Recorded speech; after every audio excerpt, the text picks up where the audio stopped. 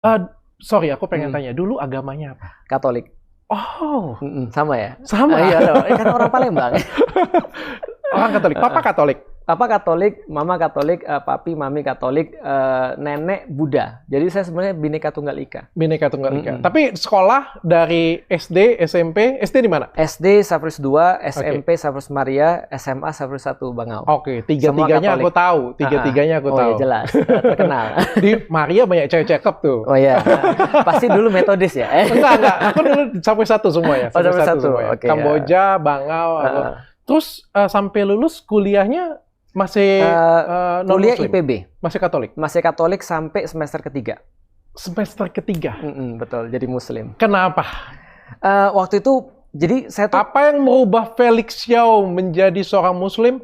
Bahkan di depan saya ini bukan hanya seorang Muslim, tapi juga seorang pendakwah, seorang ustadz, seorang yang luar biasa. Sejarahnya jadi lengkap yang tadinya nggak ngerti sejarah dan nggak tahu sejarah, benci sejarah. Jadi berubahnya nggak langsung.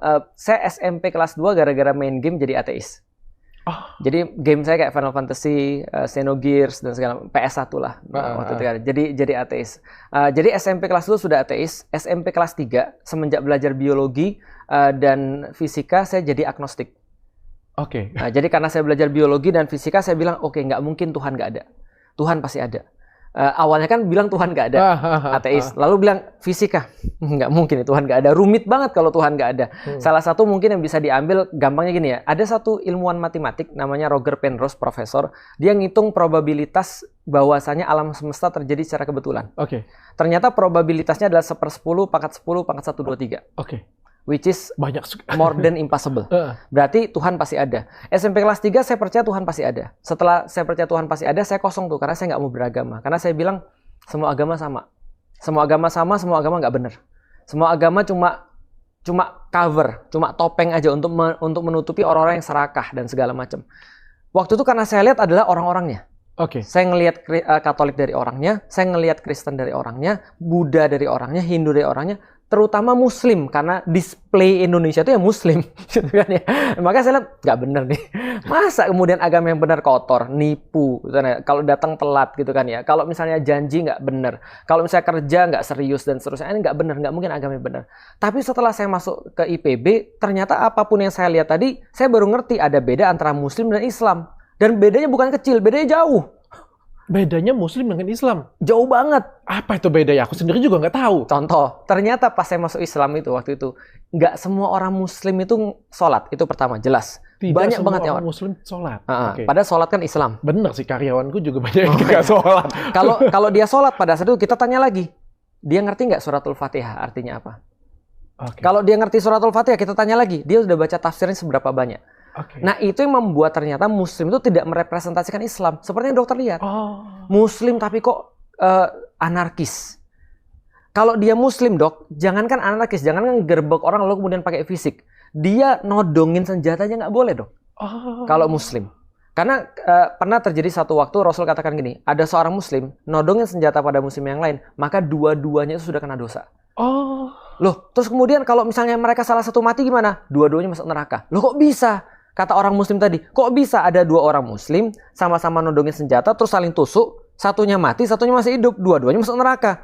Saya ngerti kalau yang nusuk masuk neraka, tapi yang ditusuk kan mati. Kata Rasulullah, sederhananya begini, iya, karena kalau dia bisa dia juga nusuk orang lain juga. Artinya kalau dia nggak yang mati, dia juga matiin orang. Jadi tetap nggak boleh.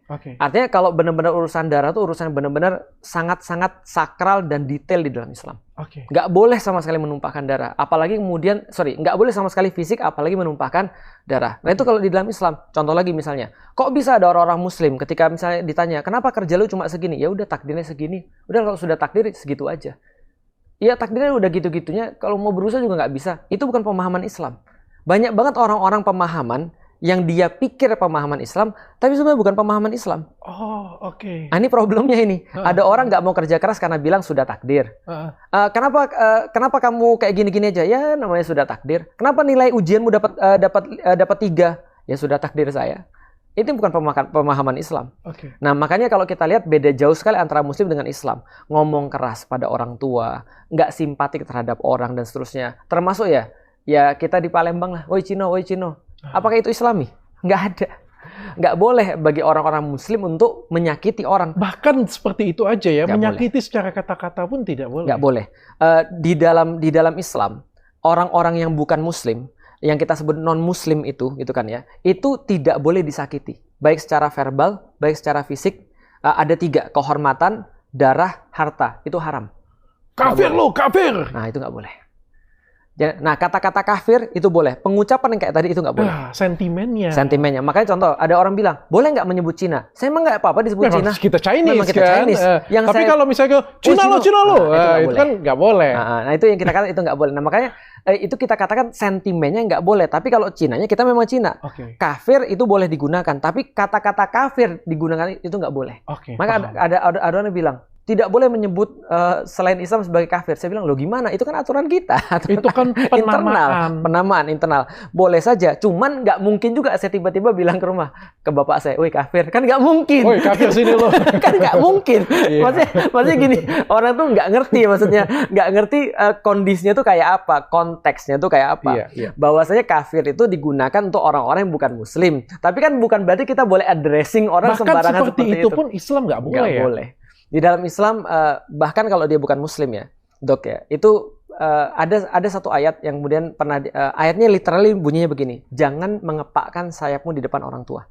Itu either orang tuamu Muslim atau either orang tuamu bukan Muslim. Tidak boleh mengepakkan sayap. Loh kan kita manusia nggak ada sayap. Maksudnya seperti apa? Maksudnya gini, dokter tahu burung kan ya? Burung itu kalau dia masih kecil, dia dikasih makan orang tuanya. Ketika nanti dia sudah gede, orang tuanya nggak bisa terbang sehebat itu. Maka dalam kondisi kayak gitu pun, ketika bapaknya dan ibunya sudah tidak mampu terbang seperti dia nggak boleh ngepakin sayapnya. Artinya apa? Contoh, dokter dulu misalnya dikasih makan orang tua. Sekarang dokter udah sukses, udah punya banyak. Tiba-tiba kemudian ke rumah, pegang HP baru. Gimana ya? Ini belinya mahal nih, Pak.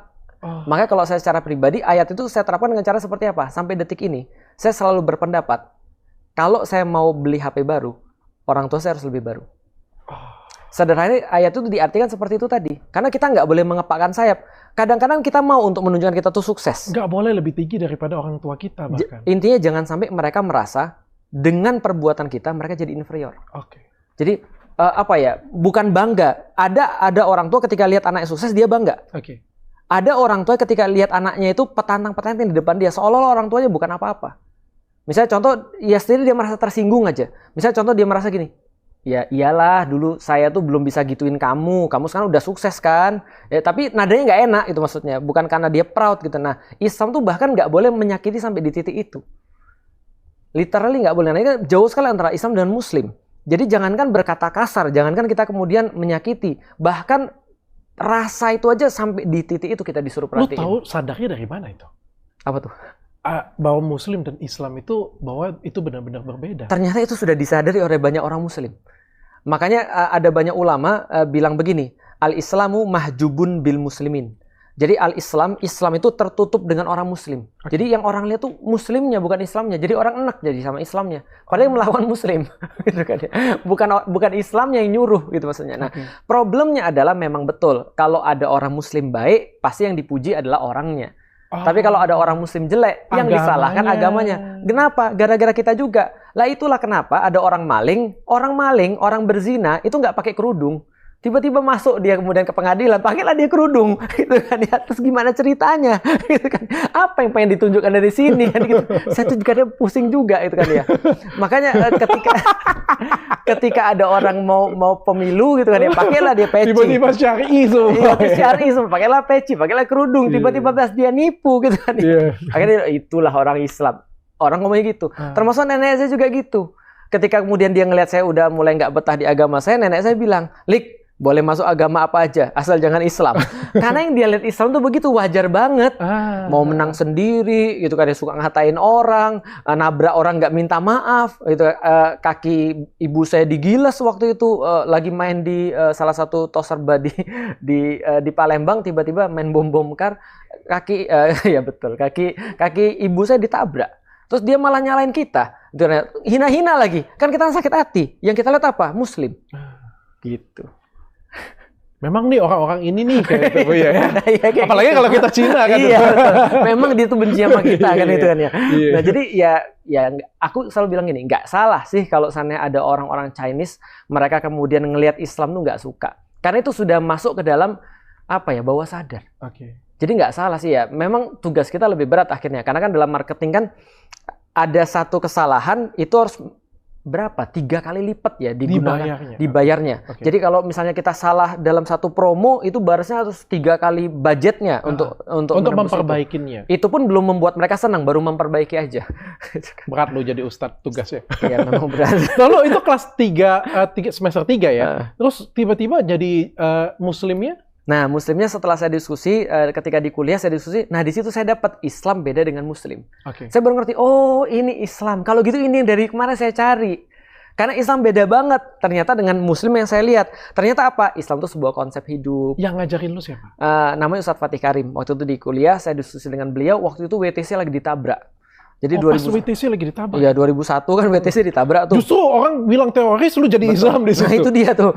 Justru ketika itu saya jadi lihat, sebentar. Itu teroris, emang bener? Jadi ketika saya cari, ternyata nggak gitu. Waktu itu saya hadir di IPB, ada satu diskusi menepis opini negatif tentang syariat Islam. Padahal kata-kata syariat itu ngeri banget waktu saat itu tuh. Bunuh orang, jihad gitu kan ya. Bom orang, Allahu Akbar dan segala macam. Saya datang ternyata nggak sengeri itu ya. Ternyata di dalam Islam syariat itu tidak lebih daripada SOP. Jadi kayak gini deh. Satu rumah sakit dengan rumah sakit yang lain, apa yang membedakan bagus atau tidaknya kan SOP. Satu dokter dengan dokter yang lain, dokter zaman dulu dengan dokter zaman sekarang, apa sih yang lebih advance dari dokter zaman sekarang? SOP-nya lebih banyak. Islam juga sama. Syariat itu adalah SOP. Supaya membuat orang tuh tidak rusak, tidak kacau. Nah itu ada SOP-nya. Nah itu syariat Islam. Nah ketika saya ternyata tidak hanya masalah jihad, tidak hanya masalah apapun, tapi yang dinamakan dengan syariat itu berkaitan juga dengan contoh misalnya melindungi akal. Makanya di dalam Islam homer dilarang supaya orang-orang terlindungi akalnya. Karena kalau akalnya hilang, manusia itu kalau akalnya hilang, nggak ada bedanya dengan, mohon maaf, binatang. Binatang, separah-parahnya binatang, nggak pernah makan anaknya. Tapi kalau ada orang hilang akal, pulang-pulang mabuk, kita semua sudah tahu lah apa yang bisa dilakukan oleh bapak-bapak mabuk.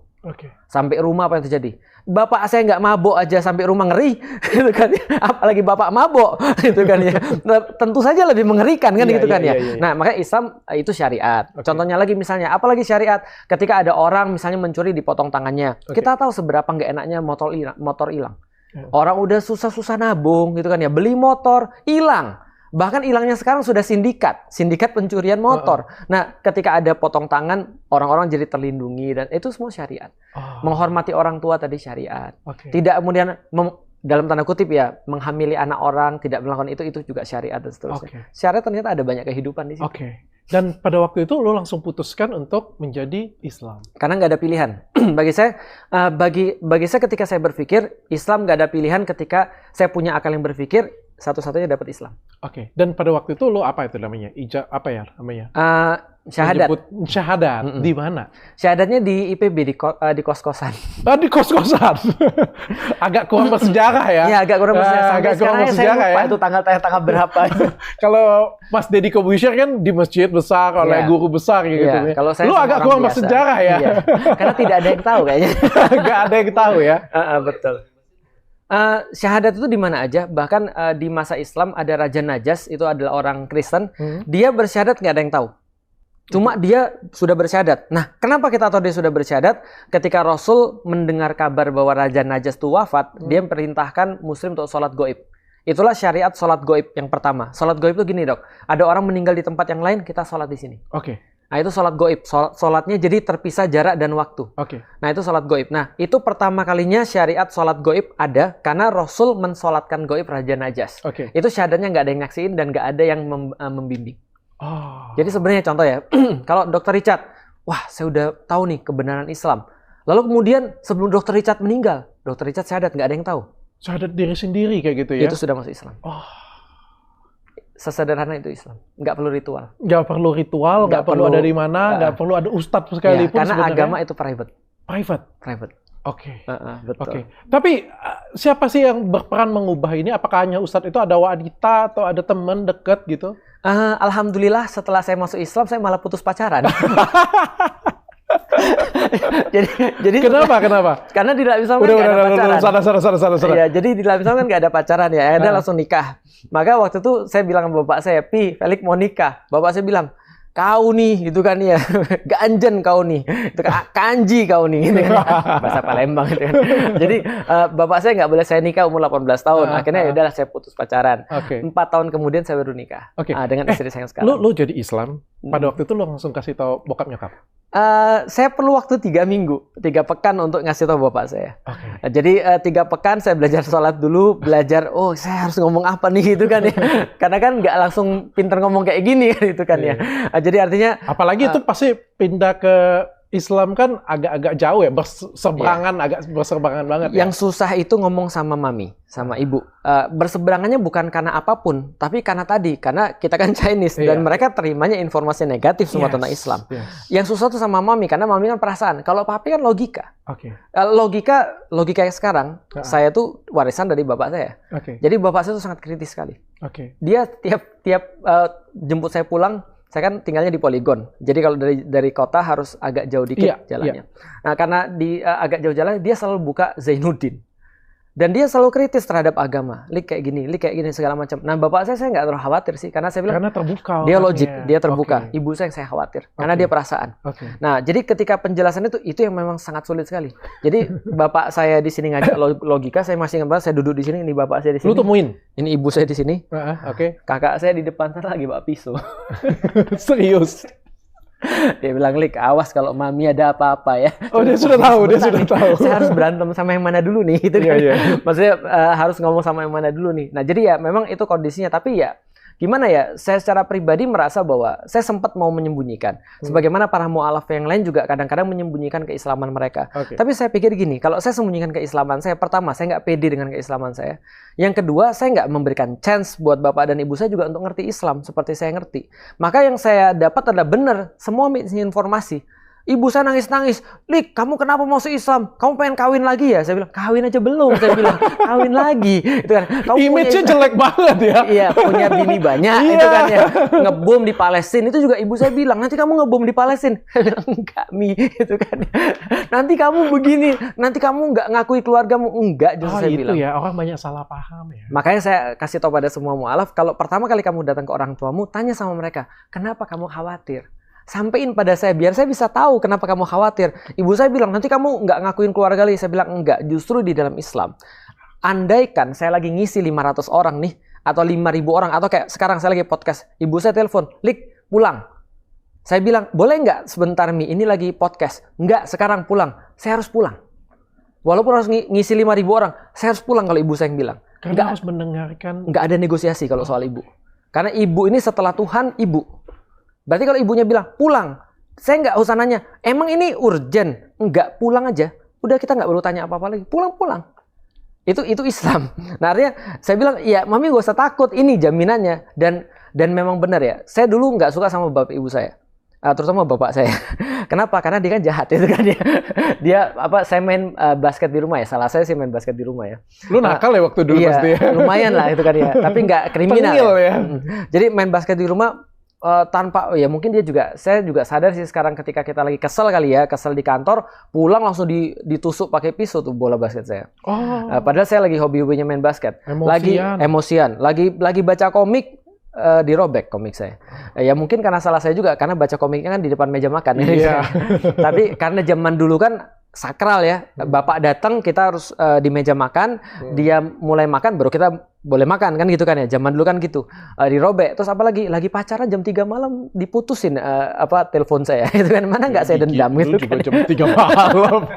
Ya kan karena biasanya sekolah itu. Bapaknya ngomong pulsa saya mahal. Iya betul itu dia. Nah, dulu kan pulsa mahal kayak sekarang. Nah, akhirnya saya berpikir ketika saya bersama, justru itu yang berusaha saya lakukan, mending gitu kan ya, memperbaiki hubungan dengan bapak, dengan ibu gitu kan ya, dan segala macam. Gimana caranya agar kita punya hubungan baik? Karena di dalam Islam birrul walidain itu adalah pintu surga yang paling tengah. Jadi kalau ibarat rumah itu punya pintu tengah, surga itu pintu tengahnya orang tua. Maka kalau kita nggak bisa untuk pintu tengahnya kita nggak beres, mau masuk pintu mana? Pintu tengah aja nggak bisa. Mau ngambil pintu pinggir yang lebih kecil. Nah ini pintu tengahnya adalah orang tua, maka kita mending dengan orang tua. Kita kemudian memperbaiki hubungan dengan orang tua dan segala macam. Justru Islam yang ngasih saya mikir, Dulu kan kita gini, kenapa gue harus baik sama dia? Dia dong sebagai orang tua yang harus baik sama gue. Kan dia dulu yang lebih hidup daripada gue. Kenapa harus gue ngerti dia? Dia dong harus ngerti gue. Dalam Islam nggak mikir gitu. Islam mikir gini, udah nggak ada urusan lu yang ngerti siapa atau lu yang ngerti dia. Lu yang ngerti dia ngerti lu. Itu bukan urusan. Urusannya adalah lu nanti akan diminta pertanggungjawaban. Dia juga akan diminta pertanggungjawaban. Dia urusan dia, kamu urusan kamu. Berarti kamu nggak usah mikir tentang orang tua kamu. Yang kamu pikir adalah yang kamu lakukan ini untuk kamu sendiri sebenarnya. Nah itu mending dengan dia, tapi tentu saja ya hubungan juga jadi baik. Oke, berat nggak? Ditentang berat gitu kan ya. Tapi yang lebih berat itu sebenarnya ditentang sama orang Muslim gitu kan ya. Oh, gitu? Separah para bapak saya nggak pernah pengajian saya dibubarin. Yes. Bapak saya justru gini, setelah 3 tahun nih, dia bilang gini, setelah saya nikah, waktu itu kan ada problematik yang cukup lumayan ya di antara saya dan orang tua. Tapi setelah itu berakhir, dia kemudian ngasih saya mobil. Dia bilang, Lik, ini mobil beli. Terus dia bilang apa? Lik, jangan sekali-kali ya, Lik ya, minta duit sama orang ketika kamu ngisi. Saya bilang, saya nggak pernah sampai sekarang, Pi. Dia bilang, ini kunci mobil, dan kalau kamu nggak bisa beli bensin, bilang papi. Karena kamu nggak boleh minta duit dari ngisi. Saya bilang, alhamdulillah saya nggak pernah. Dan semenjak saya masuk Islam, saya diajarin sama guru saya apa? Ini ilmu kamu dapat gratis, karena kami ngajarin kamu gratis. Kalau kamu ngajarin orang, nggak perlu kamu minta duit.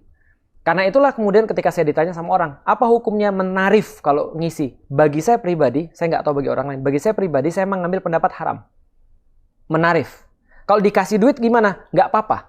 Dikasih duit berarti hadiah dari orang. Tapi jangan minta dan jangan menarif. Kalau mengundang saya 15 juta ya, nggak. Kenapa? Karena dakwah itu bukan kepentingan orang yang dengar, tapi kepentingan saya.